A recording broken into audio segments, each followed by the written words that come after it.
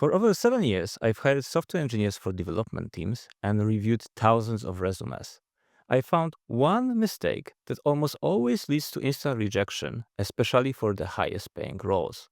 So in this video, I will show you how to avoid this mistake and how to crack the applicant tracking systems to get more interviews at the best tech companies. Let's start by cleaning up the biggest misconception about tech hiring: how the applicant tracking systems actually work. Most software engineers think ATS software scans resumes, matches keywords, and then ranks applicants based on that. That's unfortunately not true.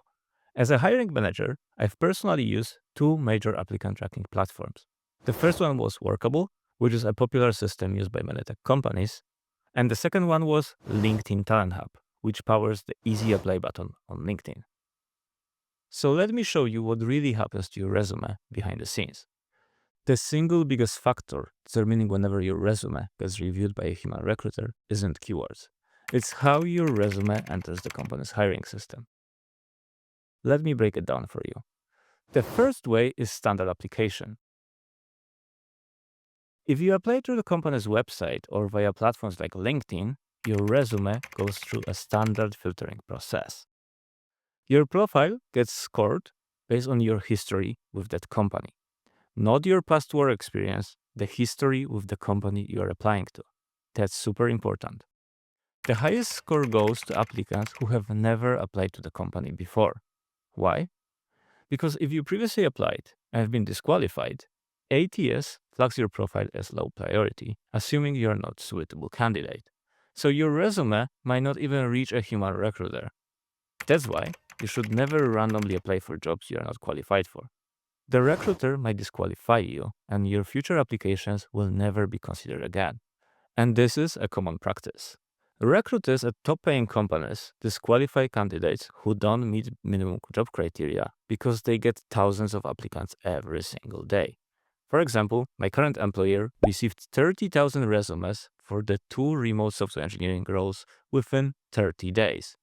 And here is the shocking part. 95% of these applicants didn't even meet half of the listed job criteria. So make yourself a favor, and before you apply, make sure that you meet at least 70% of the criteria. Otherwise, you're risking your future opportunities with that company. But what are the other ways your resume can enter the hiring system? The second one is employee referral. You probably heard that employee referrals are the fast track to job interviews. And that's absolutely true, but only if your profile isn't already in the company's system. Once your profile is created from a previous application, employee referrals won't help you. Why is that? Companies reward employees for referring new candidates. Typically, the employee gets a few $1,000s for a new hire. But these bonuses only apply to new candidates who haven't previously applied to the company. If your profile already exists in the system, the referral will be ignored. And even if you get hired, the employee who referred you will not get a bonus. That's why you should always get a referral before directly applying. Otherwise, you lose your best chance to skip the ATS backlog and go straight to the top of the hiring manager list. The third way your resume can enter the hiring system is through a recruiter upload. And this is the most powerful way to instantly boost your chances, even if your profile was previously rejected. Let me explain. When an internal recruiter or headhunter submits your resume into the ATS software, your resume will be reviewed by a hiring manager anyways. It doesn't matter if you got rejected or disqualified before. You have 100% chance that someone will check your profile and make a decision about interviewing you. And it is very common that they will give you a chance. Imagine you were rejected 2 years ago due to some sort of skill issue. The hiring manager will probably reconsider you, assuming that your skills have developed since the last 2 years, right? And that's why recruiter referral is your last chance to get an interview. But keep in mind, there are two kinds of recruiters. And the first ones are internal recruiters.